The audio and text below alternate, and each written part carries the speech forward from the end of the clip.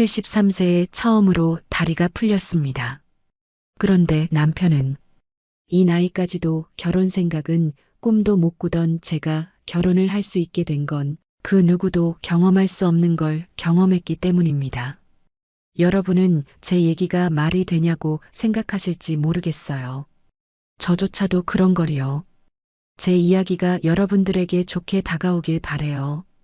이야기 시작 전 구독과 좋아요 눌러주시고 여러분의 생각을 댓글로 남겨주세요.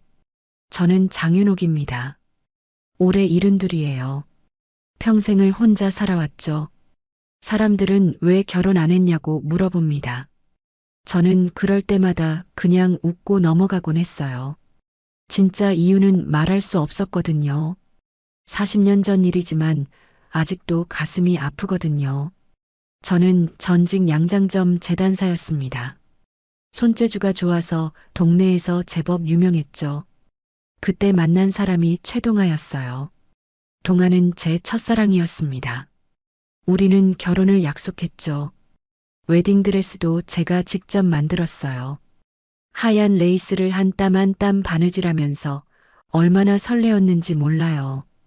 열흘 후면 결혼식이었거든요. 그런데 어느 날 갑자기 동아가 사라졌습니다. 아무 말도 없이요. 연락도 안 됐어요. 저는 미쳐버릴 것 같았거든요. 혼자서 결혼식장 예약을 취소했어요. 하객들한테 연락도 돌렸죠. 그렇게 부끄러울 수가 없었습니다. 사람들 시선이 견딜 수 없었어요. 그 이후로는 사람을 믿지 않게 됐습니다. 사랑도 포기했죠. 양장점 문을 닫고 시장 골목에서 수선 일만 했어요. 바느질만이 제 유일한 위안이었거든요. 40년이 흘렀습니다. 저는 여전히 혼자였어요. 매일 똑같은 일상이었죠. 아침에 일어나서 간단히 밥 먹고 시장에 가서 수선 일하고 저녁에 집에 와서 라디오 듣고 자는 거였습니다. 그런데 그날 밤은 달랐어요. 라디오에서 옛날 노래가 나왔거든요. 가사 중에 이런 부분이 있었습니다. 당신은 기다림이란 단어를 참 많이도 알았군요. 그 순간 눈물이 터져 나왔어요. 40년 동안 꾹꾹 눌러 참았던 감정이 한꺼번에 폭발했습니다. 저는 정말 기다렸거든요. 처음엔 돌아올 거라고 믿었고, 나중엔 포기했지만, 그래도 마음 한구석에서는 계속 기다리고 있었나 봅니다. 그날 밤 저는 한참을 울었어요.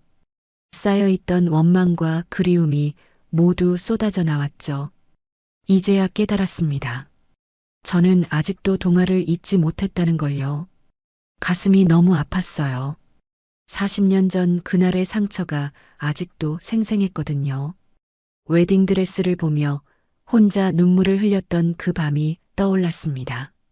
모든 걸 다 준비했는데 혼자 남겨진 그 절망감이요.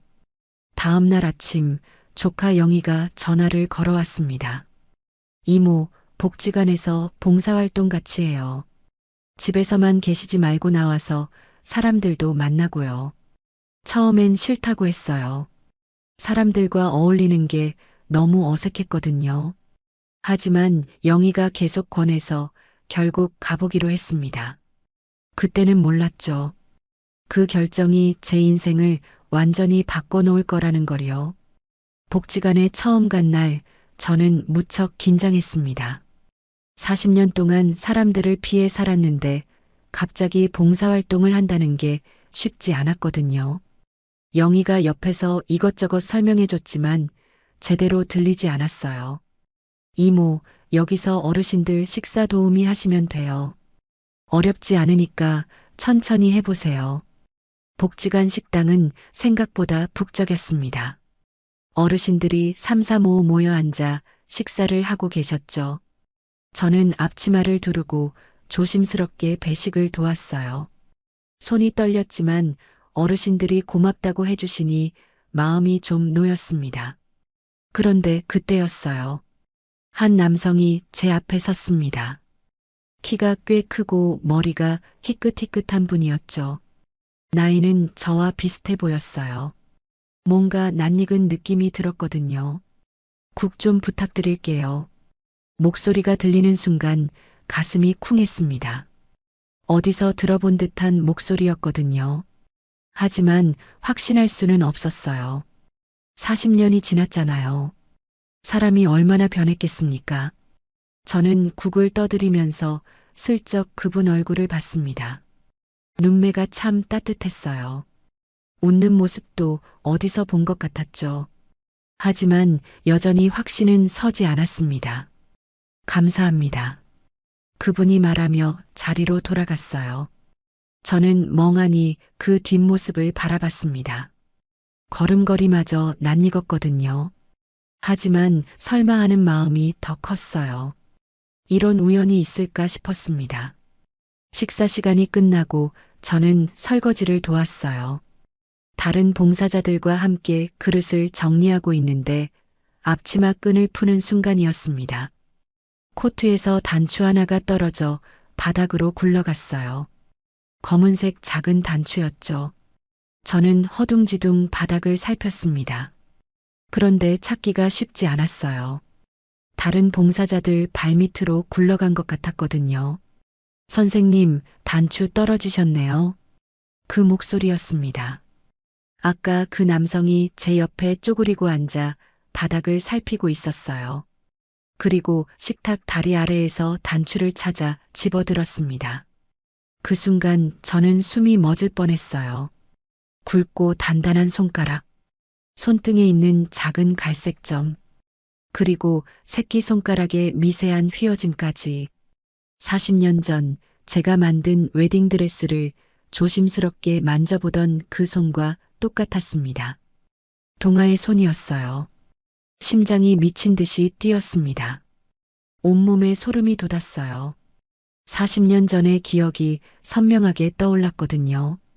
그 손이 제 어깨를 감싸주던 따뜻함, 손가락을 맞잡고 걷던 그 느낌까지 모든 게 되살아났습니다. 여기 있었네요. 동아가 단추를 제 손바닥에 올려주면서 환하게 웃었습니다. 그 웃음도 예전 그대로였어요. 눈꼬리가 살짝 내려가면서 만드는 온화한 웃음이요. 하지만 그는 저를 알아보지 못하는 것 같았습니다. 그냥 친절한 낯선 사람에게 하는 웃음이었어요. 고맙습니다. 저는 겨우 그 말만 했습니다. 목소리가 떨렸어요. 더 이상 그곳에 서 있을 수 없었죠. 40년 만에 마주한 그 사람 앞에서 저는 완전히 무너져 버릴 것 같았거든요. 저는 단추를 주머니에 넣고 급히 자리를 떠났습니다. 뒤에서 영희가 뭐라고 부르는 소리가 들렸지만 돌아볼 수 없었어요. 이모, 왜 이렇게 급하게 가세요? 영희가 뒤따라왔지만 저는 대답할 수 없었습니다. 40년 전에 사라진 그 사람이 바로 여기에 있었다는 게 믿어지지 않았거든요. 그리고 그는 저를 기억하지 못했어요. 아니면 기억하지만 모른 척하는 건 아닐까요? 그런 생각까지 들었습니다. 집에 돌아와서도 마음이 진정되지 않았어요. 손바닥에는 아직도 그 단추의 차가운 감촉이 남아 있었습니다. 혹시 제가 잘못 본 건 아닐까요? 하지만 그 손은 분명했어요. 제가 그렇게 사랑했던 사람의 손이었습니다. 며칠 후 다시 복지관에 갔습니다. 영희는 제가 갑자기 적극적으로 나온다며 신기해했어요. 저도 왜 그러는지 모르겠었죠. 그냥 다시 한번 확인하고 싶었습니다. 동아는 그날도 복지관에 있었어요. 이번에는 어르신들과 함께 화투를 치고 있었죠. 옆에서 보니 정말 친근하게 대하더라고요. 웃음소리가 참 따뜻했습니다. 아, 저번에 단추 주워주신 분이시네요. 동아가 저를 알아보고 인사를 건넸어요. 가슴이 또 쿵했습니다. 저는 어색하게 고개만 끄덕였죠. 오늘도 봉사 오셨어요? 대단하시네요.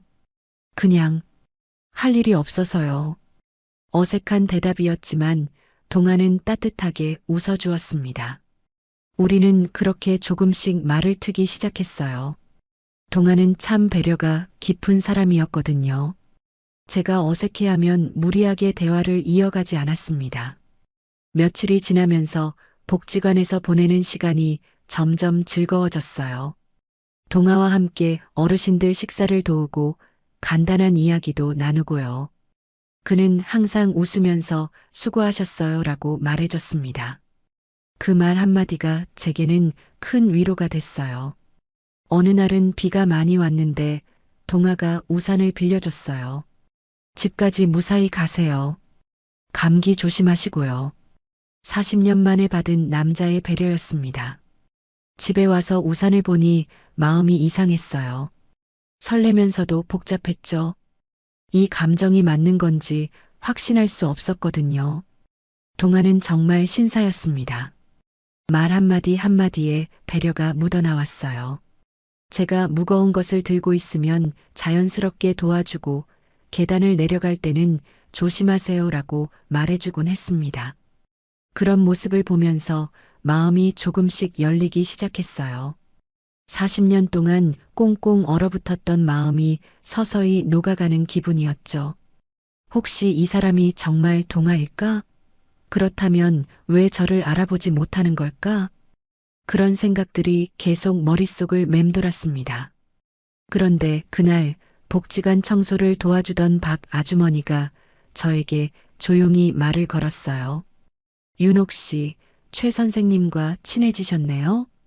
그냥 인사만 하는 사이예요. 박 아주머니는 주변을 살피더니 목소리를 낮췄습니다. 좋은 분이긴 한데 말이에요. 뭔가 의미심장한 말투였어요. 저는 불안한 마음으로 물어봤습니다. 무슨 말씀이세요? 그분 옛날에 아들이 있었대요. 그런데 어쩐 일인지 연락을 끊고 혼자 산다더라고요. 그 말을 듣는 순간 가슴이 서늘해졌어요. 아들이 있었다고요? 동아에게요? 혹시 무슨 사연이라도? 글쎄요. 자세한 건 모르겠지만 몇 년 전부터 혼자 살고 있다고 하더라고요. 무슨 사연이 있겠죠. 하지만 자식과 연락을 끊고 산다는 게 좀 이상하지 않아요? 박 아주머니의 말이 제 머릿속에 계속 맴돌았습니다. 자식 이야기였어요. 동아에게 아들이 있었다니요. 그런데 연락을 끊고 혼자 산다고요? 40년 전에도 동아는 제게 자신의 이야기를 많이 하지 않았거든요. 항상 제 이야기만 들어주던 사람이었죠. 그때는 그런 모습이 좋았는데 지금 생각해보니 뭔가 숨기는 게 있었던 건 아닐까요? 그날 밤 잠이 오지 않았어요. 박 아주머니의 말이 자꾸 떠올랐습니다. 가족을 버리고 혼자 사는 사람이라면 그런 생각이 자꾸 들었어요. 그런 사람을 제가 좋아하고 있는 건가요? 아니, 아직 좋아한다고 확실히 말할 수는 없지만 분명히 마음이 기울고 있었거든요. 하지만 박 아주머니 말이 사실이라면요? 자식과의 관계를 끊어버릴 정도라면 어떤 사연이 있는 걸까요? 혹시 동아가 40년 전에 저를 버리고 떠난 것도 그런 성격 때문인 건 아닐까요? 혹시 그때도 다른 여자가 있었던 건 아닐까? 그래서 나를 버리고 떠난 건 아닐까? 상상만 해도 가슴이 아팠어요. 40년 전 상처가 다시 아물어지려 하는데 또 다른 상처를 받게 되는 건 아닌지 두려웠습니다. 마음 한구석이 차갑게 식어갔어요. 이제 막 따뜻해지려던 마음에 찬물을 끼얹은 기분이었습니다. 동아의 친절함도 이제는 달리 보이기 시작했어요. 혹시 이것도 그냥 예일 뿐인 건 아닐까요? 다음날 복지관에 갔을 때 동아가 평소처럼 웃으며 인사했습니다. 하지만 저는 예전처럼 마음 편하게 대할 수 없었어요. 박 아주머니의 말이 자꾸 신경 쓰였거든요. 이 사람이 정말 자식을 버린 사람일까? 그렇다면 나도 언젠가는 버려지는 걸까? 그런 생각들이 머릿속을 어지럽혔습니다. 그 이후로 저는 복지관에 가지 않았습니다. 박 아주머니의 말이 자꾸 신경 쓰였거든요. 자식을 버리고 혼자 사는 사람이라니요.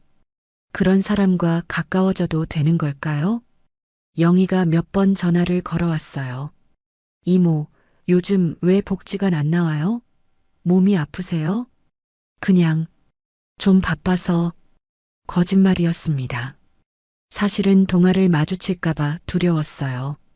그 따뜻한 웃음을 보면 또 마음이 흔들릴 것 같았거든요. 시장도 피했습니다. 혹시 동아가 저를 찾아올까 봐서요. 집에서만 지내다 보니 답답했어요. 그러던 어느 날 너무 갑갑해서 도서관에 갔습니다. 조용한 도서관은 마음을 진정시키기에 좋았어요. 책장 사이를 걸으며 옛날 책들을 보고 있는데 익숙한 책 한 권이 눈에 띄었습니다. 사랑의 시집이라는 제목의 낡은 책이었어요. 제가 젊었을 때 좋아했던 책이었죠. 40년 전에 도서관에 기증했던 기억이 났습니다. 책을 집어들고 펼쳐보는데 갑자기 뭔가가 떨어졌어요. 바닥에 떨어진 건 접힌 종이였습니다. 펼쳐보는 순간 온몸에 소름이 돋았어요. 제 글씨였거든요. 40년 전 동아에게 쓴 편지였습니다.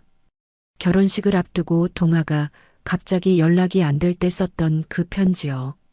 하지만 결국 전하지 못했던 편지였어요. 동아야, 떠나야 한다면 이유라도 말해주세요. 나는 그렇게는 못 살아요. 당신 없이는 하루도 살 수 없어요. 무슨 일이 있는 건가요? 내가 뭘 잘못했나요? 편지를 읽는데 눈물이 났어요. 40년 전 그 절망적인 마음이 고스란히 담겨 있었거든요. 그때 얼마나 애타게 기다렸는지, 얼마나 간절했는지 모든 게 되살아났습니다. 그런데 이상했어요. 이 편지를 왜 여기서 찾게 된 걸까요? 분명히 집에서 썼던 편지인데요. 책을 뒤적이다가 마지막 페이지를 보는 순간 심장이 멎을 뻔했습니다. 책 뒷면에는 대출 기록이 적혀 있었어요. 옛날 도서관은 이렇게 손으로 기록을 했거든요. 그 기록 중에 최동아라는 이름이 있었습니다. 40년 전 날짜로요. 손이 떨렸어요. 동아가 이 책을 빌려갔다는 뜻이었거든요. 제가 기증한 책을, 제 편지가 들어있던 책을 말이에요. 그럼 동아가 내 편지를 읽었다는 건가? 머릿속이 복잡해졌습니다. 동아는 제 편지를 읽고도 아무 말 없이 사라진 건가요? 아니면 편지를 읽은 후에 더 이상 연락할 수 없는 이유가 생긴 건가요? 도서관 의자에 앉아서 한참을 생각했어요. 40년 전 일들이 퍼즐처럼 맞춰지기 시작했습니다. 동아가 갑자기 사라진 이유, 그리고 지금 복지관에서 저를 알아보지 못하는 것처럼 행동하는 이유까지요. 혹시 동아는 나를 기억하고 있는 걸까? 그런데 왜 모른 척하는 거지? 편지를 다시 읽어보니 더욱 가슴이 아팠어요. 그때 제가 얼마나 절절했는지, 얼마나 사랑했는지 글 하나하나에서 느껴졌거든요. 당신을 만나서 처음으로 행복이 뭔지 알았어요. 당신과 함께하는 미래를 그리며 매일 웃었어요. 그런데 왜 갑자기 사라진 거예요? 이런 문장들을 보니 눈물이 멈추지 않았습니다. 그 간절함이 지금도 생생했어요. 집에 돌아와서 편지를 책상 위에 놓고 한참을 바라봤습니다. 동아가 정말 이 편지를 읽었을까요? 그렇다면 지금 복지관에서 저와 만나는 것도 우연이 아닐지도 모르겠어요. 하지만 여전히 확신할 수는 없었습니다. 그리고 박 아주머니가 말한 아들 이야기도 신경 쓰였고요. 동아에게는 숨기는 게 있는 것 같았어요. 내가 너무 성급하게 생각하는 건 아닐까? 하지만 대출 기록은 분명했습니다. 동아가 제 책을 빌려갔다는 증거였으니까요. 그리고 그 안에 제 편지가 있었다는 것도요. 그날 밤 저는 오랫동안 잠들 수 없었습니다. 40년 전의 기억과 현재가 뒤섞여서 머릿속이 복잡했어요. 동아를 다시 만나야 할까요? 아니면 이대로 피해야 할까요? 편지 한 장이 모든 걸 바꿔놓았습니다. 며칠 후 영희에게서 연락이 왔습니다. 이모, 복지관에서 연락 왔는데 최 선생님이 입원하셨대요. 기관지염이 심해지셔서요. 그 순간 가슴이 철렁했어요. 동아가 아프다고요? 저도 모르게 걱정이 앞섰습니다. 어느 병원인데? 시립병원이래요. 이모가 안부라도 물어보시는 게 어때요? 그분이 이모 많이 찾으셨다던데. 저를 찾았다고요? 정말일까요? 병원에 가야 할지 고민했어요. 하지만 마음이 이미 결정되어 있었죠. 그날 오후 저는 병원으로 향했습니다. 병실 문 앞에서 한참을 망설였어요. 과연 들어가도 될까요? 동아가 저를 보고 싶어 할까요? 용기를 내어 문을 두드렸습니다. 들어오세요. 약한 목소리였지만 분명 동아였어요. 문을 열고 들어가니 침대에 누워있는 동아가 보였습니다. 얼굴이 많이 야위어 있었어요. 아, 선생님. 동아가 저를 보고 놀라는 표정을 지었습니다. 반가움과 당황스러움이 섞인 얼굴이었어요. 안녕하세요. 몸은 좀 어떠세요? 괜찮습니다. 이렇게 와주셔서 고마워요. 어색한 침묵이 흘렀어요. 저는 침대 옆 의자에 조심스럽게 앉았습니다. 그때 침대 곁 탁자에 놓인 작은 수첩이 눈에 띄었어요. 수첩이 살짝 열려 있었는데 그 안에 뭔가 글씨가 빼곡히 적혀 있는 게 보였습니다. 호기심에 슬쩍 봤는데 그 순간 숨이 멎었어요. 장윤옥, 장윤옥, 장윤옥. 제 이름이 수없이 적혀 있었거든요. 한 페이지 가득히, 아니, 여러 페이지에 걸쳐서 제 이름만 반복해서 적혀 있었어요. 손이 덜덜 떨렸습니다. 동아가 제 이름을 이렇게 많이 써놨다는 게 믿어지지 않았어요. 그걸 보셨군요. 동아의 목소리가 들렸습니다. 저는 고개를 들어 동아를 봤어요. 그의 눈에 눈물이 고여 있었습니다. 이건 말은 못했지만 매일 잊지 않으려 했어요. 동아가 떨리는 목소리로 말했습니다. 매일 밤 당신 이름을 적으면서 살았어요. 그래야 당신을 기억할 수 있을 것 같아서요. 저는 더 이상 참을 수 없었습니다. 40년 동안 억눌러왔던 감정이 터져나왔어요. 왜요? 왜 그렇게 하면서도 날 떠난 거예요?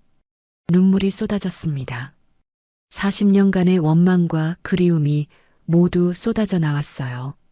내가 그렇게 버림받았다고만 생각했는데 당신도 나를 기억하고 있었다는 거예요? 동아도 울고 있었습니다. 그는 침대에서 일어나 제 손을 잡았어요. 윤호가 미안해. 정말 미안해. 왜 그때 아무 말도 안 했어요? 왜 그냥 사라진 거예요? 그땐 나 혼자만의 선택이 아니었어요. 동아가 떨리는 손으로 제 얼굴에 눈물을 닦아주었습니다. 아버지가 절대 안 된다고 하셨어요. 집안이 다르다고 당신에게는 더 좋은 사람이 있을 거라고요. 그게 이유였어요? 어린 나이에 아버지 말을 거역할 수 없었어요. 하지만 매일 후회했어요. 당신을 보내고 나서 하루도 편한 날이 없었어요. 제 가슴이 터질 것 같았어요. 그동안 동아를 원망했는데 그에게도 사정이 있었던 거였어요. 그럼 지금 복지관에서 날 알아본 거예요? 첫날부터 알아봤어요. 하지만 말을 걸 용기가 없었어요. 40년이나 지났는데 당신이 나를 용서해 줄 거라고 생각하지 못했거든요. 동아가 수첩을 들어 보여줬어요. 이 수첩에는 당신 이름만 적혀 있어요. 몇 년째 매일 적고 있어요. 그래야 당신에 대한 죄책감을 잊지 않을 수 있을 것 같아서요. 저는 수첩을 받아들고 페이지를 넘겨봤습니다. 정말로 제 이름만 가득했어요. 어떤 페이지에는 미안해 윤호가라고 적혀 있기도 했어요. 바보 같은 남자예요. 저는 울면서 말했습니다. 40년 동안 이렇게 고생하면서 왜 찾아오지 않았어요? 용기가 없었어요. 그리고 당신이 행복하게 살고 있을 거라고 생각했어요. 우리는 그렇게 40년 만에 진실을 마주했습니다. 오해와 그리움이 뒤섞인 긴 시간이었어요. 일주일 후 동아가 퇴원했습니다. 그 사이 저는 매일 병문안을 갔어요. 이제는 어색하지 않았거든요. 40년간의 오해가 풀리니 마음이 한결 가벼워졌습니다. 퇴원하는 날 동아가 조심스럽게 말을 꺼냈어요. 윤옥 씨, 오늘 저녁 같이 드실 수 있을까요? 제대로 된 식사를 한번 대접하고 싶어서요. 가슴이 두근거렸어요. 40년 만에 받는 남자의 정식 식사 제안이었거든요. 좋아요. 저도 모르게 대답했습니다. 저녁 식당은 조용하고 분위기 좋은 곳이었어요. 동아가 미리 예약해뒀다고 하더라고요. 창가 자리에 앉아 마주보니 정말 꿈만 같았습니다. 정말 오랜만이네요. 이렇게 마주 앉아서 식사하는 게. 동아가 웃으며 말했어요. 그 웃음이 예전과 똑같아서 마음이 따뜻해졌습니다. 그때는 젊었는데 이제는 둘 다 늙었네요. 나이는 숫자일 뿐이에요. 윤옥 씨는 예전과 똑같아요. 동아의 말에 얼굴이 빨개졌어요. 70이 넘어서 이런 기분을 느끼게 될 줄 몰랐거든요. 식사를 하면서 우리는 40년 동안 못했던 이야기들을 나눴어요. 동아는 결혼도 하지 않고 혼자 살아왔다고 했습니다. 아들 이야기도 해줬어요. 양자로 들인 아이였어요. 친구 부탁으로 잠깐 키웠는데 나중에 친부모가 찾아가더라고요. 그게 몇 년 전 일이에요. 그제야 박 아주머니의 말이 이해됐어요. 동아가 자식을 버린 게 아니라 아이가 친부모에게 돌아간 거였던 거죠. 그래서 혼자 지내고 계셨구나. 외로웠어요. 특히 복지관에서 당신을 다시 만났을 때는 더더욱요. 식사를 마치고 나서 동아가 제안했어요.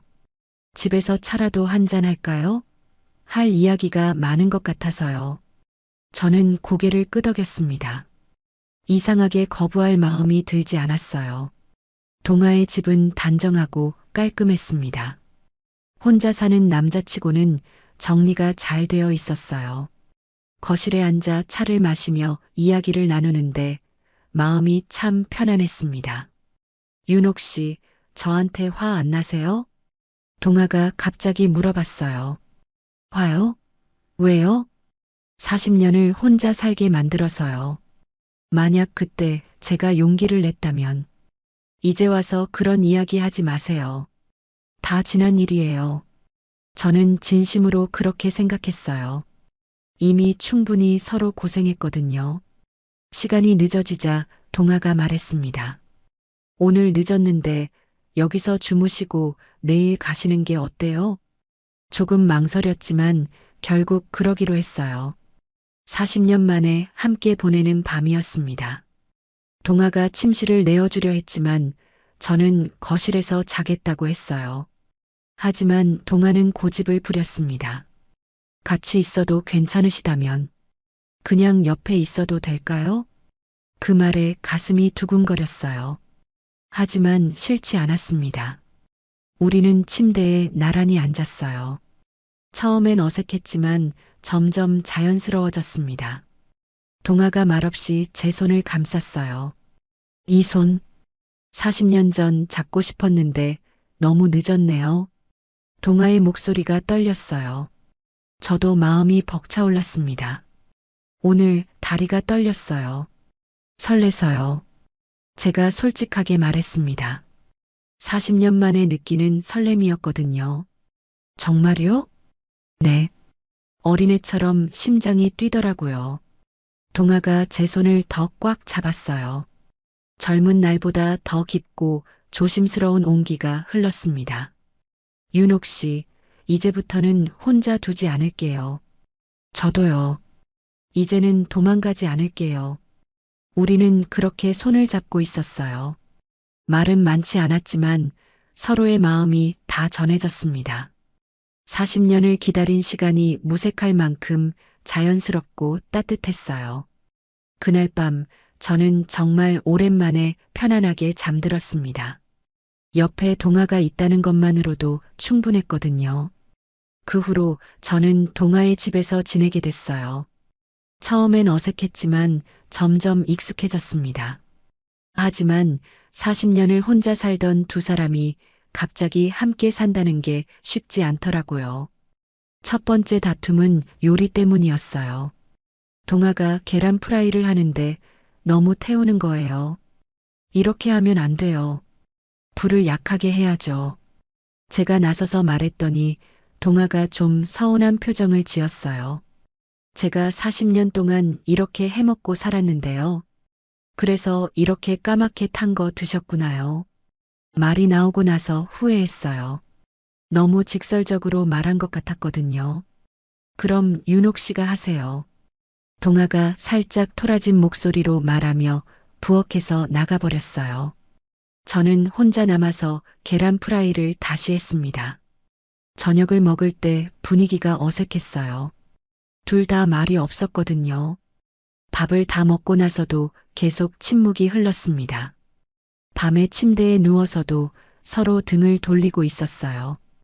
평소라면 손을 잡고 이야기를 나누는 시간인데 말이죠. 그런데 한참 후에 동아가 조용히 말했어요. 윤옥 씨, 잠들었어요? 아니요. 오늘은 제가 말이 샜죠? 미안해요. 그 말을 듣는 순간 마음이 따뜻해졌어요. 저도 미안했거든요. 저도 너무 직설적으로 말한 것 같아요. 미안해요. 동아가 몸을 돌려 저를 보더라고요. 우리 바보 같네요. 이런 작은 일로 토라지고. 정말 그래요. 나이 먹고도 이러네요. 그렇게 웃으면서 화해했어요. 그리고 평소처럼 손을 잡았습니다. 며칠 후에는 텔레비전 때문에 다퉜어요. 동아는 뉴스를 보고 싶어 했는데 저는 드라마를 보고 싶었거든요. 어르신들은 뉴스 봐야죠. 드라마도 봐야 하는 거 아니에요? 서로 양보하지 않아서 결국 각자 다른 방에서 보게 됐어요. 하지만 재미없더라고요. 혼자 보니까 심심했어요. 그날 밤에도 침대에서 이야기했습니다. 오늘 제가 고집 부렸네요. 동아가 먼저 말했어요. 저도 그랬어요. 사실 뉴스가 더 중요하긴 하죠. 아니에요. 드라마도 좋아요. 내일부터는 번갈아 가면서 봐요. 이런 식으로 작은 다툼들이 계속 있었어요. 화장실 사용 순서, 신문 읽는 순서, 라디오 채널까지 모든 게 맞춰가야 했거든요. 하지만 신기한 건 매일 밤 대화로 다 해결된다는 거였어요. 낮에 아무리 토라져도 밤에는 꼭 화해하게 되더라고요. 윤옥 씨, 우리 참 웃기지 않아요? 이 나이에 이런 걸로 다투고. 그러게요. 젊었을 때는 이런 게 있는 줄도 몰랐는데. 사실 저는 생전 처음 누군가와 이렇게 정서적 소통을 하고 있다는 걸 실감했어요. 40년 동안 혼자 살면서는 화가 나도 참기만 했거든요. 누구에게 말할 사람도 없었고요. 하지만 이제는 달랐어요. 기분이 나쁘면 말할 수 있고 미안하면 사과할 수도 있었습니다. 그리고 상대방도 제 감정을 받아주었어요. 동아 씨, 저 오늘 시장에서 기분 나빴거든요. 왜요? 무슨 일 있었어요? 아주머니가 저보고 늙었다고 하더라고요. 그런 말하는 사람이 이상한 거예요. 신경 쓰지 마세요. 이런 대화들이 제겐 너무 소중했어요. 평생 혼자 속으로만 사귀었던 감정들을 나눌 수 있다는 게 신기했거든요. 자존심 때문에 평생 못했던 말들, 이제는 해도 될 것 같아요. 제가 어느 날 밤 말했더니 동아가 고개를 끄덕였어요. 저도 그래요. 예전에는 약해 보일까봐 속마음을 안 보여줬는데 이제는 괜찮네요. 나이 들어서 좋은 점이 있긴 하네요. 맞아요. 체면보다는 솔직함이 더 편해요. 그렇게 우리는 매일 밤 손을 잡고 하루 있었던 일들을 나눴어요. 기쁜 일, 슬픈 일, 짜증났던 일까지 모든 걸 털어놓았습니다. 가끔은 옛날 이야기도 했어요. 40년 전 못다한 이야기들, 그동안 혼자 살면서 겪었던 일들을 나누면서 서로를 더 깊이 알아갔어요. 이렇게 살 수 있을 줄 몰랐어요. 뭐요? 누군가와 마음을 나누면서 사는 거요. 정말 다른 세상 같아요. 동화도 같은 생각이라고 했어요. 우리는 늦었지만 진짜 사랑이 무엇인지 배워가고 있었습니다. 몇 달 후 복지관에서 특별한 행사가 있었어요. 어르신 커플들의 웨딩 사진을 찍어주는 행사였습니다. 영희가 저희에게 참여해보라고 권했어요. 이모, 이모부랑 사진 찍어보세요. 예쁘게 나올 것 같은데요. 처음엔 부끄러워서 망설였어요. 이 나이에 웨딩 사진이라니요. 하지만 동화가 하고 싶다고 해서 결국 참여하게 됐습니다.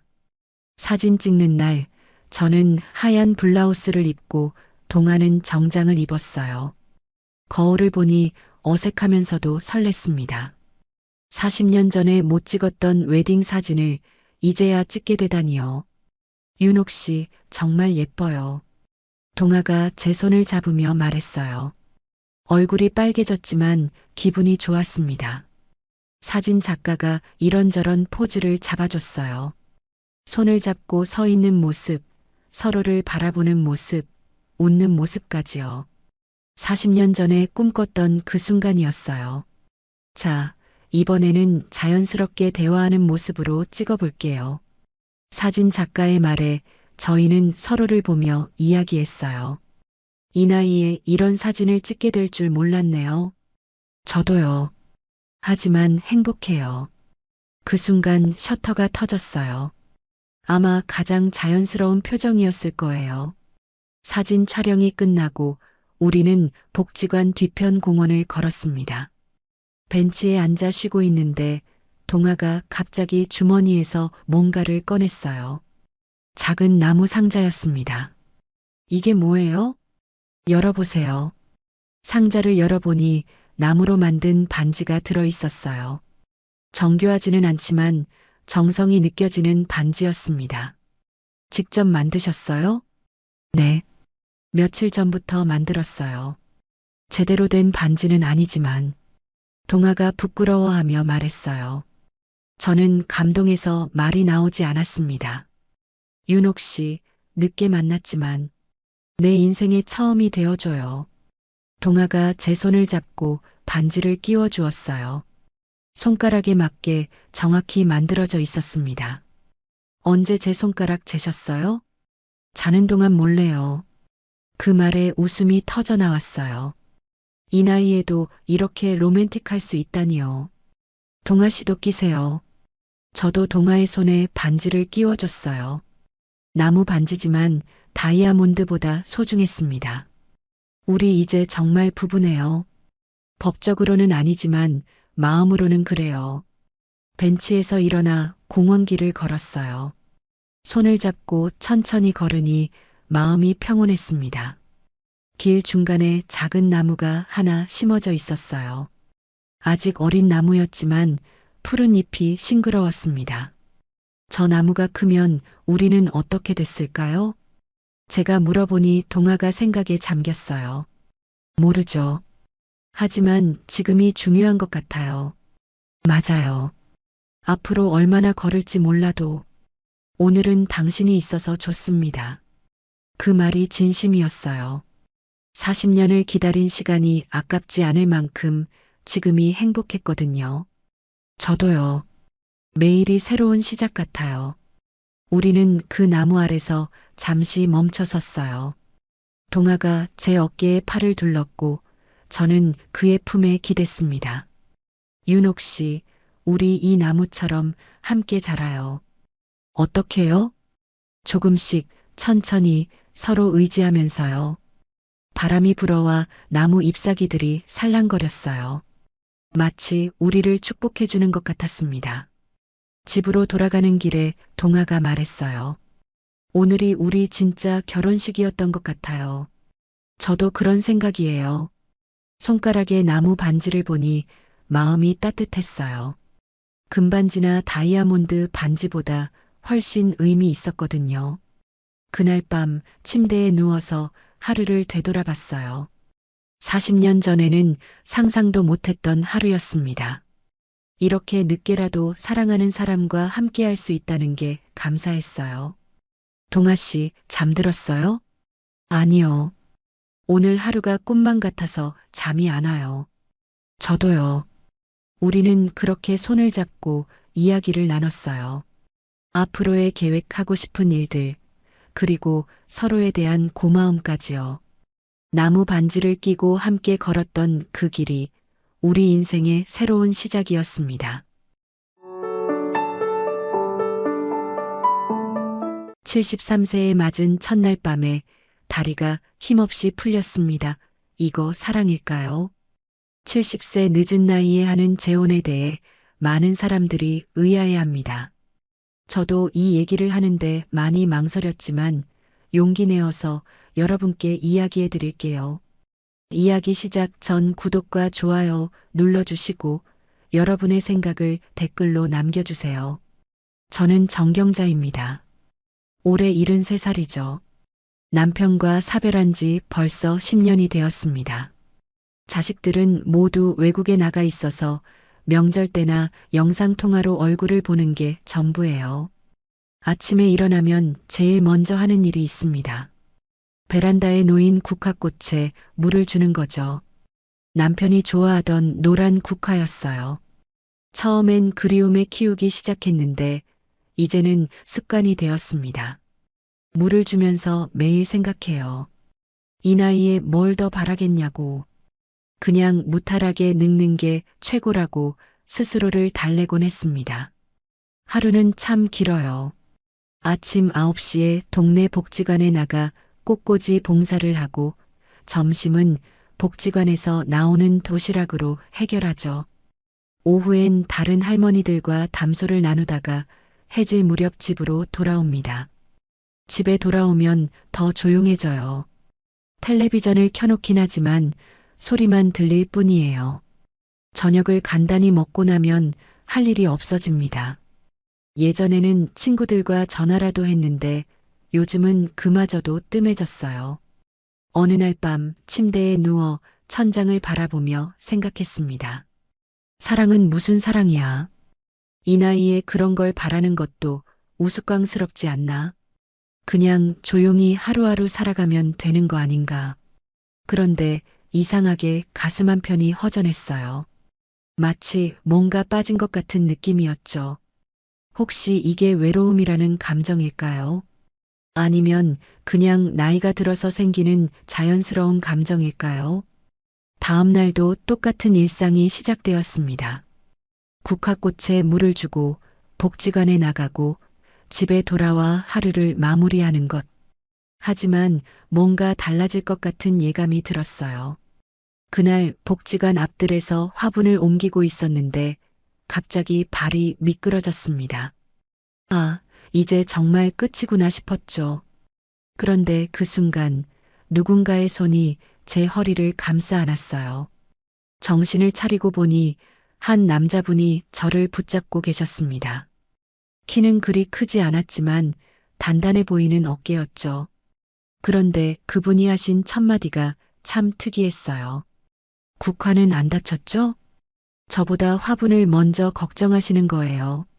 순간 당황스러웠지만 이상하게 기분이 나쁘지 않았습니다. 오히려 마음이 따뜻해지는 느낌이었어요. 아, 네. 괜찮습니다. 감사합니다. 그분은 문기찬이라고 하셨어요. 75살이시고 옆 동네 단층 집에 혼자 산다고 하시더군요. 목소리는 낮고 조용했지만 묘하게 마음을 편안하게 만드는 톤이었습니다. 그날 이후로 복지관 화단 정리 봉사에서 종종 마주치게 되었어요. 기찬 씨는 말이 많지 않으셨습니다. 하지만 제가 무거운 물통을 들고 있으면 말없이 받아서 옮겨주시고 꽃을 심을 때도 자연스럽게 옆에서 도와주셨죠. 다정한 말을 건네시는 건 아니었어요. 그냥 필요한 말만 짧게 하시는 분이었습니다. 그런데 이상하게 그분 곁에 있으면 마음이 차분해졌어요. 어느 날은 제가 국화가지를 다듬다가 손을 베었는데 기찬 씨가 주머니에서 밴드를 꺼내주시더군요. 항상 가지고 다니는 습관이 있어서요라고 하시면서 말이에요. 그분의 손이 제 손을 감쌀 때 오래간만에 느껴본 따뜻함이었습니다. 거칠지만 다정한 손이었어요. 그 순간 가슴이 살짝 두근거렸죠. 집에 돌아와서도 자꾸 그분이 생각났어요. 어떤 삶을 살아오셨을까? 왜 혼자 사시는 걸까? 그런 궁금증이 생겼습니다. 이런 감정을 느끼는 게 얼마만인지 모르겠어요. 밤에 잠자리에 들면서 생각했습니다. 이게 뭘까? 그냥 고마운 마음일까? 아니면 다른 감정일까? 가슴 한편이 슬며시 움직이고 있다는 걸 느꼈어요. 다음 날 아침 국화꽃에 물을 주면서 혼잣말을 했습니다. 이 나이에 무슨 설렘이야. 하지만 복지관에 나가는 발걸음이 평소보다 가벼웠어요. 그분을 다시 만날 수 있을까 하는 기대감이 있었거든요. 화단 정리를 하면서 슬쩍슬쩍 둘러보곤 했습니다. 기찬 씨가 나타나면 왠지 모르게 안심이 되었어요. 오늘 국화가 참 예쁘네요. 어느 날 기찬 씨가 말을 걸어주셨습니다. 그러게요. 요즘 부쩍 잘 자라는 것 같아요. 그렇게 짧은 대화를 나누면서도 마음 한편이 따뜻했습니다. 다른 할머니들과 나누는 대화와는 다른 느낌이었어요. 뭔가 특별한 무언가가 있었죠. 그날은 평소와 다른 날이었습니다. 복지관에 도착해서 보니 공지사항이 붙어 있더군요. 점심 도시락 배달이 갑자기 취소되었다는 내용이었어요. 업체 사정으로 급하게 취소된 거라고 했습니다. 다른 할머니들은 별로 당황하지 않으셨어요. 가방에서 하나둘씩 집에서 싸온 반찬통을 꺼내기 시작하셨거든요. 김치통, 나물 반찬, 심지어 밥까지 준비해 오신 분도 계셨죠. 저는 그제야 깨달았습니다. 매일 복지관 도시락에만 의존하고 있었구나. 가방을 뒤져봐도 나올 게 없었어요. 물병 하나와 손수건, 그리고 어제 집에서 끓여서 보온병에 담아온 된장국 정도였죠. 기찬 씨도 마찬가지였나 봅니다. 조용히 구석자리에 앉아 계시는데 앞에 아무것도 꺼내놓지 않으셨어요. 다른 할머니들이 웃으며 이야기하는 소리가 들렸지만 저희 둘은 그냥 조용히 앉아 있었습니다. 마음이 좀 쓸쓸했어요. 나이 들면서 이런 일에도 적응하지 못하는 제 자신이 초라하게 느껴졌죠. 그런데 기찬 씨를 보니 더 안쓰러웠습니다. 혼자 사시는 분이니까 더 어려우실 텐데 말이에요. 고민하다가 용기를 냈습니다. 가방에서 보온병을 꺼내며 기찬 씨께 다가갔어요. 손이 떨렸지만 최대한 자연스럽게 말했습니다. 기찬 씨, 이거라도 한 숟갈 드세요. 따뜻하게 끓여온 된장국이에요. 기찬 씨가 놀란 표정으로 저를 보셨어요. 잠시 망설이시는 것 같더니 고개를 끄덕이셨습니다. 고맙습니다. 그런데 저도 하나 있어요. 기찬 씨가 가방에서 꺼낸 건 작은 보온병이었어요. 뚜껑을 열어보니 유자차였습니다. 달콤한 향이 코끝을 스쳤죠. 유자차인데 같이 드실래요? 그렇게 저희는 된장국과 유자차를 나눠 먹게 되었습니다. 다른 할머니들은 풍성한 반찬을 나누며 드시고 계셨는데 저희는 소박하지만 따뜻한 국물로 점심을 때웠어요. 기찬 씨가 된장국을 한 숟갈 드시더니 잠시 눈을 감으셨습니다. 그리고는 조용히 말씀하셨어요. 된장국이 눈물 나는 맛이네요. 그 말에 제 가슴이 찡했습니다. 단순한 칭찬이 아니라는 걸 알 수 있었어요. 뭔가 깊은 그리움이 담긴 말씀이었죠. 혹시 돌아가신 아내분이 끓여주던 된장국이 생각나신 걸까요? 제가 끓인 거라 별로일 텐데요. 아니에요. 정말 맛있습니다. 오래간만에 집에서 끓인 된장국을 먹어보네요. 유자차도 정말 달콤했어요. 시중에서 파는 것과는 다른 손으로 직접 만든 맛이었습니다. 기찬 씨가 직접 담그신 건지 궁금했지만 묻지는 못했어요. 그날 점심시간이 유난히 길게 느껴졌습니다. 다른 할머니들의 수다 소리도 멀게 들렸고 오직 기찬 씨와 나누는 조용한 시간만이 선명했어요. 다음에는 미리 준비해 와야겠네요. 그러게요. 저도 깜빡했어요. 별것 아닌 대화였지만 마음이 포근했습니다. 마치 오래된 부부처럼 자연스러운 대화였어요. 어색함보다는 편안함이 더 컸죠. 점심을 마치고 각자 집으로 돌아가는 길, 기찬 씨가 말씀하셨습니다. 오늘 된장국 정말 고마웠어요. 덕분에 배불리 먹었습니다. 저야말로 유자차 덕분에 기분이 좋았어요. 집에 돌아와서도 그 시간이 계속 머릿속을 맴돌았어요. 된장국을 나눠 먹으면서 느꼈던 따뜻함, 기찬 씨의 고마워하는 표정, 유자차의 달콤한 맛까지 모든 게 생생했습니다. 저녁을 먹으면서도 자꾸 웃음이 나왔어요. 혼자 앉아서 바보처럼 웃고 있는 제 모습이 우스꽝스러웠죠. 바보야, 왜 웃고 있어? 혼잣말을 하면서도 멈출 수 없었어요. 오늘 하루가 참 특별했거든요. 단순히 음식을 나눠 먹은 것 이상의 의미가 있었던 것 같아요. 며칠이 지나고 저는 기찬 씨와 더 자주 이야기를 나누게 되었습니다. 복지관에서 만나면 자연스럽게 옆자리에 앉게 되었고 화단 정리도 함께 하곤 했어요. 마음이 편안했죠. 그날도 평소처럼 꽃밭에서 일을 하고 있었습니다. 기찬 씨가 무거운 화분을 옮기시려고 하길래 제가 도우려고 했어요. 그런데 기찬 씨가 괜찮습니다라고 하시면서 장갑을 벗으시더군요. 그 순간이었습니다.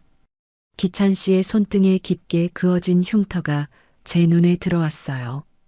길고 깊은 상처 자국이었습니다. 마치 칼에 베인 것 같기도 하고 불에 탄 것 같기도 한 그런 흉터였죠. 순간 몸이 굳어졌어요. 왜 그런 흉터가 있을까? 어떻게 생긴 상처일까? 온갖 생각이 머릿속을 스쳐 지나갔습니다. 기찬 씨는 제가 흉터를 본다는 걸 알아차리셨는지 재빨리 장갑을 다시 끼셨어요. 날씨가 추워서요. 그렇게 말씀하시지만 어색한 기색이 역력했습니다. 저도 모르게 표정이 굳어졌나 봐요. 그 이후로 대화가 뜸해졌어요. 집에 돌아가는 길 마음이 무거웠습니다. 그동안 느꼈던 편안함이 한순간에 사라진 것 같았어요. 혹시 제가 모르는 어떤 과거가 있는 건 아닐까? 그런 생각이 자꾸 들었습니다. 저녁에 동네 슈퍼에 들렀어요. 우유를 사려고 했는데 계산대에 서 있는 김 사장님이 말을 걸어오시더군요. 요즘 복지관에서 문 씨랑 자주 보던데요? 네, 가끔 봉사활동 같이 해요. 그런데 조심하세요. 그 양반 좀 복잡해요. 가슴이 덜컥 내려앉았습니다. 하지만 더 듣기가 무서웠어요. 그냥 나오려고 했는데 김 사장님이 기어이 말을 이어가시더군요. 옛날에 술 문제 있었대요. 자식들이랑도 인연 끊어졌다고 하고 뭔가 사연이 있을 거예요. 그런가요? 더 이상 듣고 싶지 않았지만 다리가 움직이지 않았어요. 김 사장님은 계속 말씀하셨습니다. 손에 흉터도 있지 않아요? 그것도 심상치 않아 보이던데. 혹시 싸움이라도 했던 건 아닐까 싶어요. 집에 돌아와서도 그 말들이 머릿속에서 맴돌았습니다. 손등의 흉터가 자꾸 떠올랐어요. 처음 봤을 때보다 훨씬 무섭게 느껴졌습니다. 어떻게 생긴 상처일까? 정말 싸움에서 생긴 걸까? 저녁을 먹으면서도 입맛이 없었어요.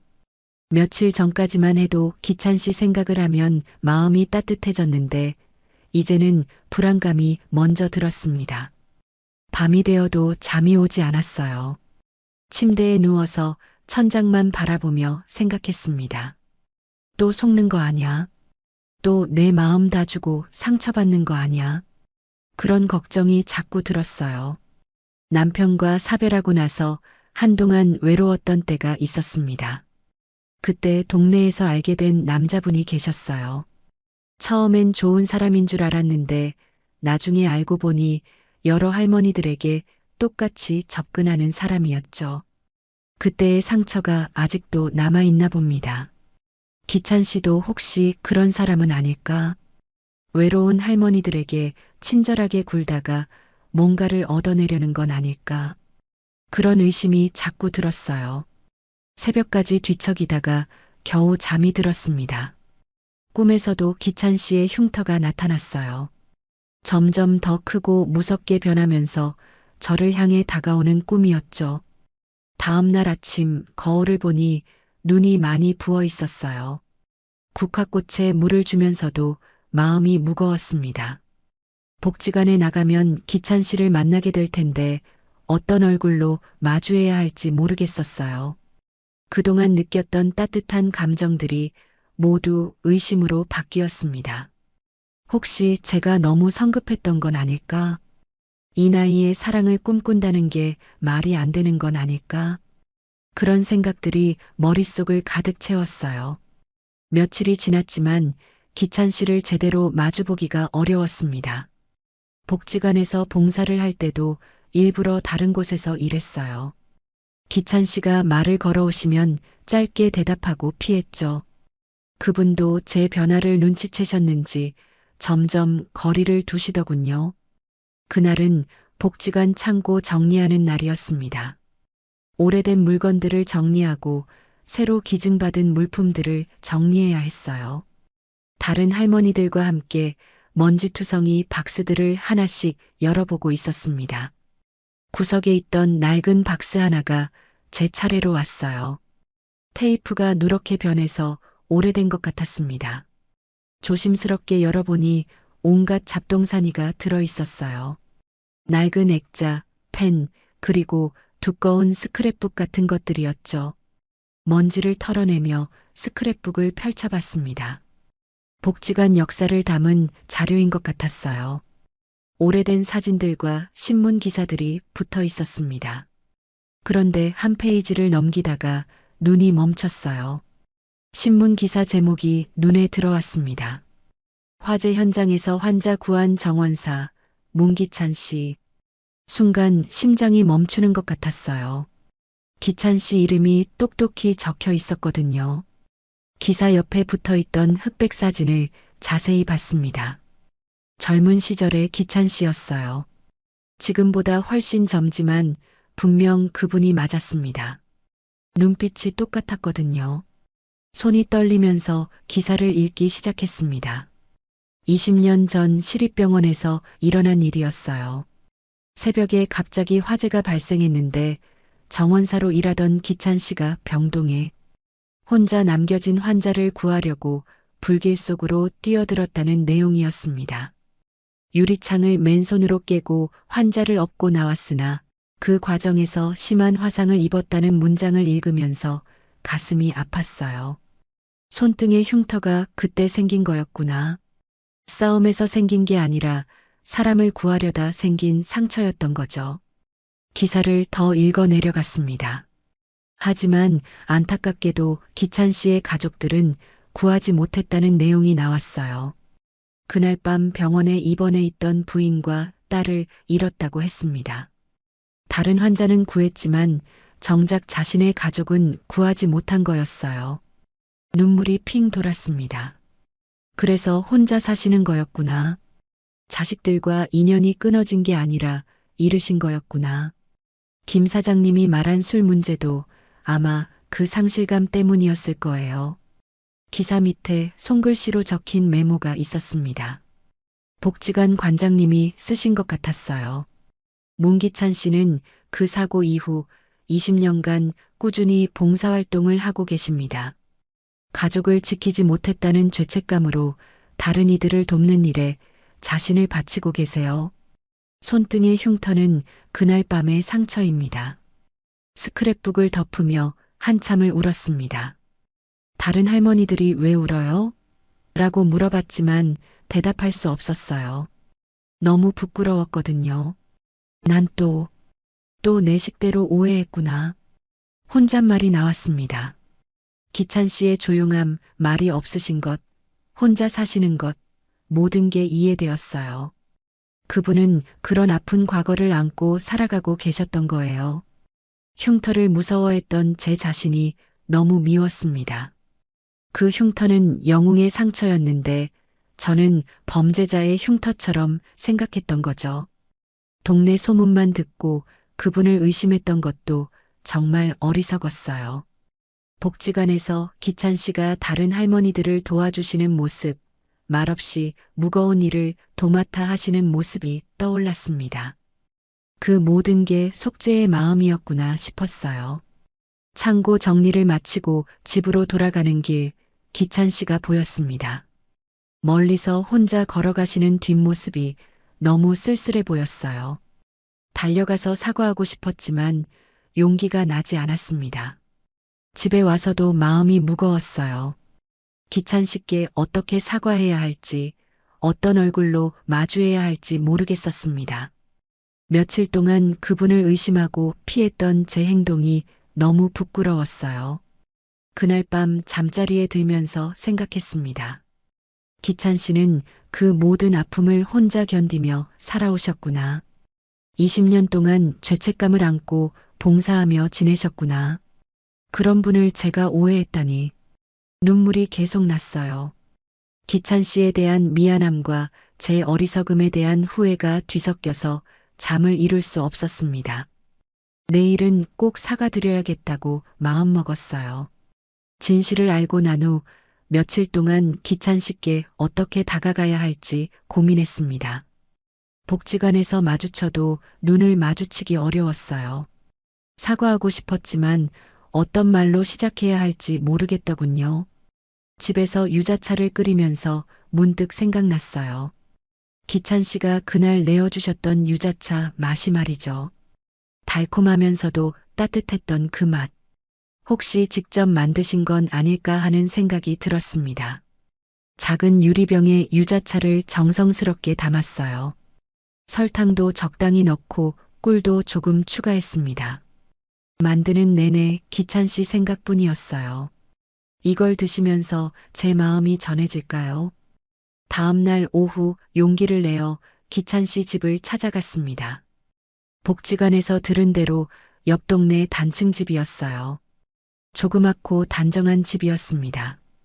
대문 앞에 서서 한참을 망설였죠. 초인종을 누를 용기가 나지 않았어요. 혹시 기찬 씨가 저를 싫어하게 되신 건 아닐까? 며칠 동안 피했던 제 행동을 어떻게 생각하실까? 그런 걱정이 마음을 무겁게 했습니다. 한참을 서 있다가 돌아가려던 순간 대문이 열렸어요. 기찬 씨가 나오시면서 저를 보고 깜짝 놀라시더군요. 어머, 경자 씨. 오셨군요. 네, 안녕하세요. 기찬 씨의 표정이 복잡해 보였어요. 놀람과 당황, 그리고 조금의 기쁨이 섞여 있는 것 같았습니다. 다시는 안 보실 줄 알았소. 그 말이 가슴에 꽂혔어요. 기찬 씨도 제가 피한다는 걸 알고 계셨던 거죠. 얼마나 상처받으셨을까 생각하니 눈물이 날 것 같았습니다. 죄송해요. 제가 오해했어요. 손에 들고 있던 유자차 병을 내밀었습니다. 기찬 씨가 받아주실지 확신이 없었지만 제 마음을 전하고 싶었어요. 이거라도 드세요. 직접 만든 거예요. 기찬 씨가 조심스럽게 받으시더니 집 안으로 들어오라고 하셨습니다. 거실은 깔끔하게 정리되어 있었어요. 사진이 몇 장 놓여 있었는데 아마 돌아가신 가족분들 사진인 것 같았습니다.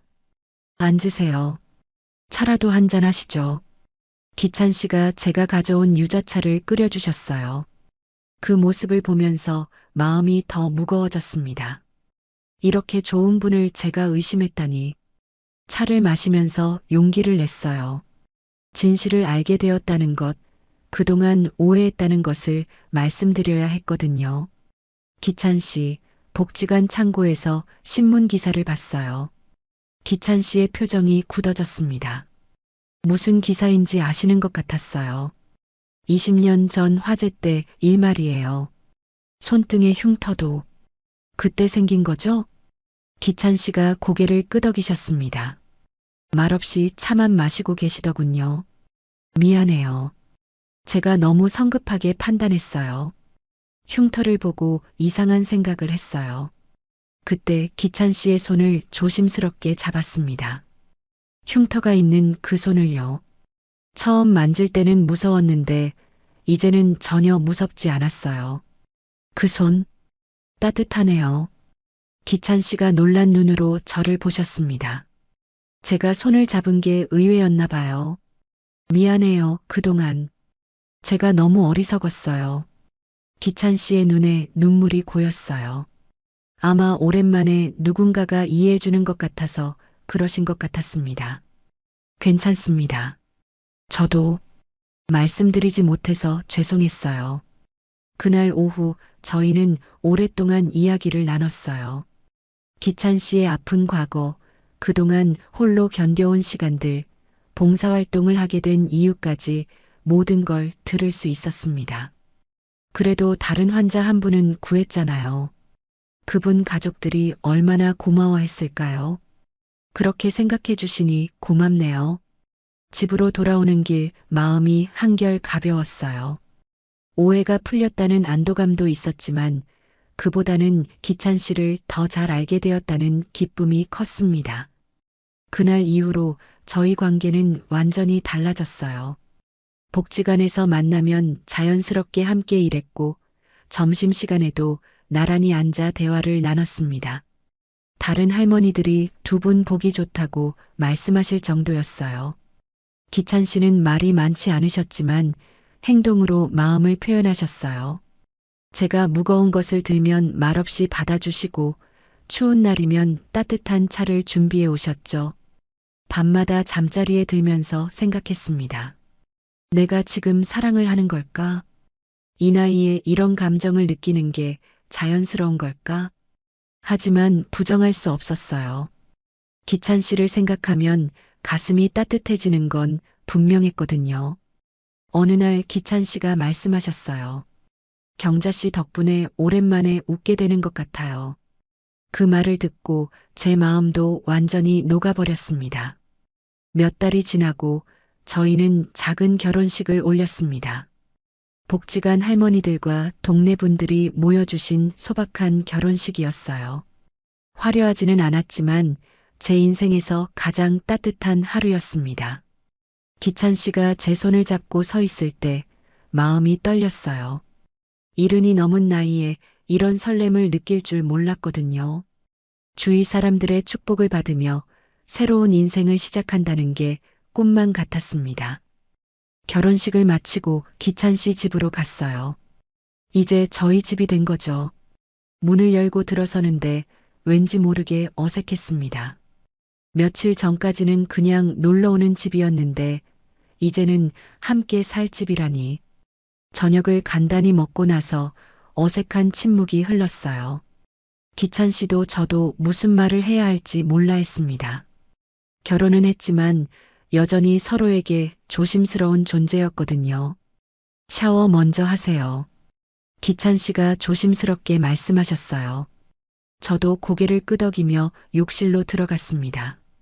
따뜻한 물을 맞으면서 생각했어요. 이제 정말 부부가 된 거구나. 이 나이에 새로운 시작을 하게 되다니.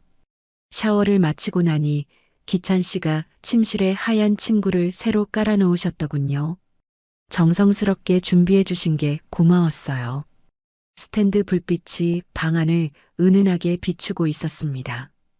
기찬 씨도 샤워를 마치고 나오셨어요.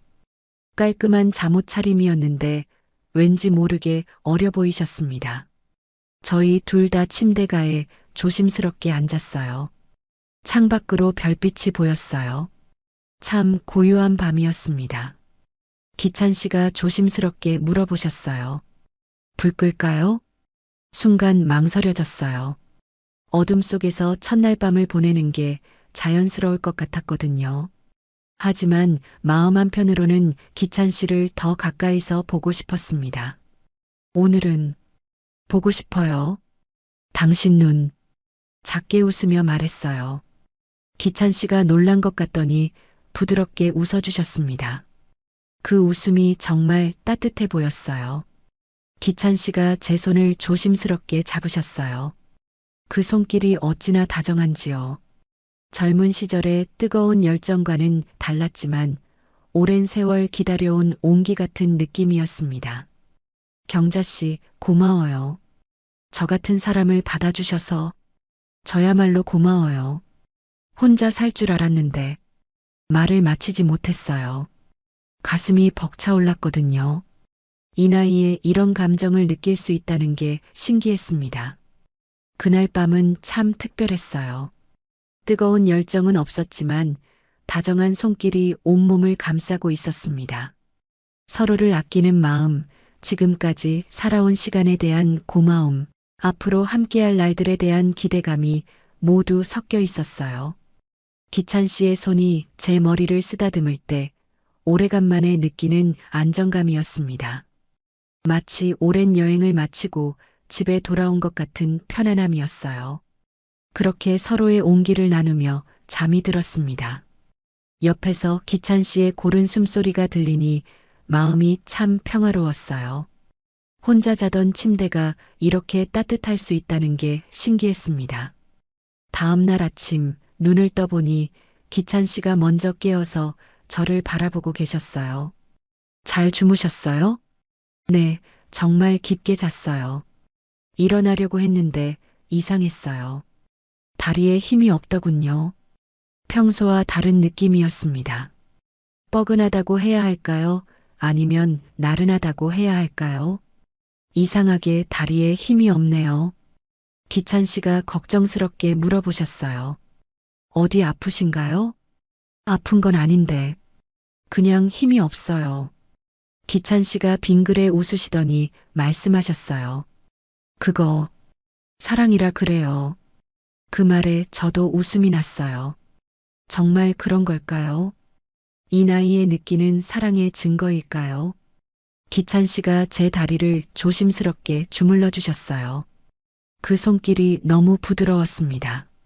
미안한 마음과 고마운 마음이 동시에 담겨 있는 것 같았어요. 괜찮아요. 오히려 기분이 좋아요. 정말 그랬어요.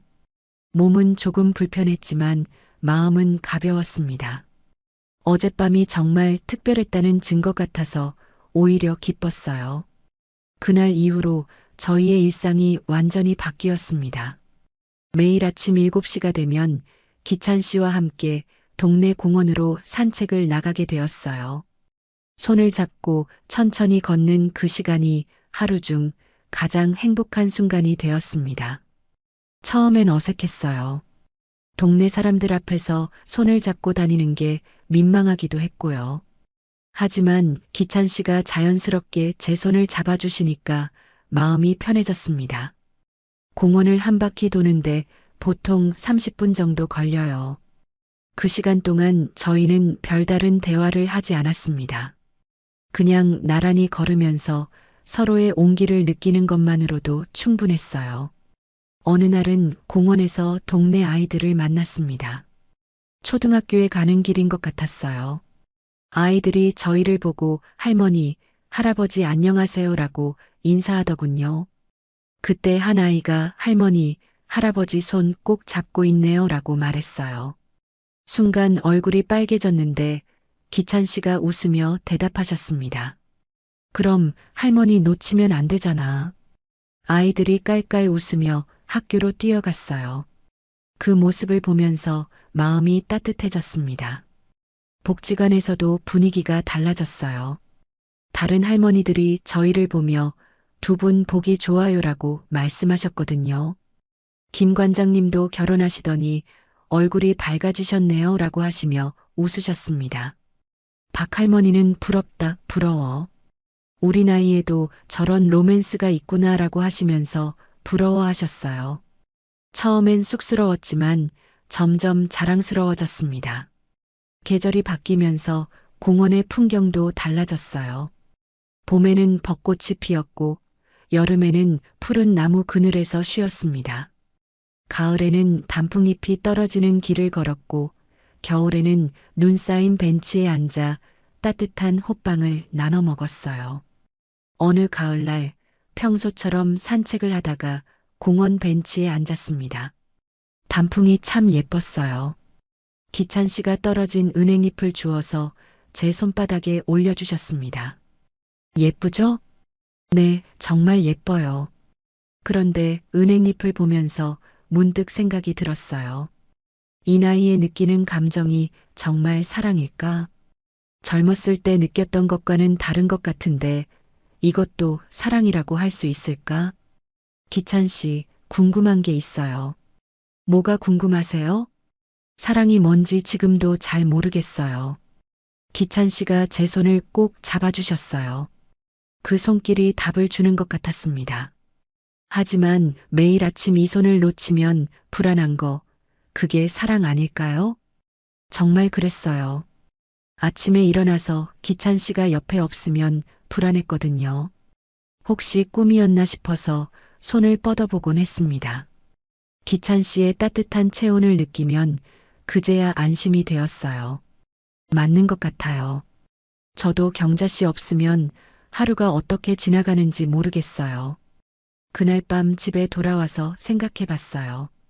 사랑이라는 게 꼭 드라마에서 나오는 것처럼 드라마틱할 필요는 없구나. 매일 아침 손을 잡고 산책하는 것, 함께 밥을 먹고 차를 마시는 것, 밤에 나란히 누워서 잠드는 것. 그런 평범한 일상이 바로 사랑인 것 같았어요.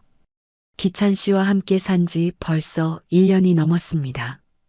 그동안 아프거나 힘든 일도 있었지만 함께 있으니까 모든 게 견딜만 했어요. 혼자였다면 감당하기 어려웠을 일들도 둘이니까 괜찮았습니다. 요즘은 더 많은 계획을 세워요. 내년 봄에는 제주도 여행을 가기로 했고, 여름에는 복지관에서 하는 실버 부부 캠프에도 참가하기로 했습니다. 함께할 내일이 있다는 게 이렇게 행복한 일인 줄 몰랐어요. 어제도 오늘도 그리고 내일도 저희는 손을 잡고 공원을 걸을 겁니다. 계절이 바뀌고 날씨가 달라져도 변하지 않을 저희만의 시간이에요. 그렇게 계절을 걸으며 함께 늙어가는 것, 그게 바로 제가 꿈꿔왔던 사랑의 모습인 것 같습니다.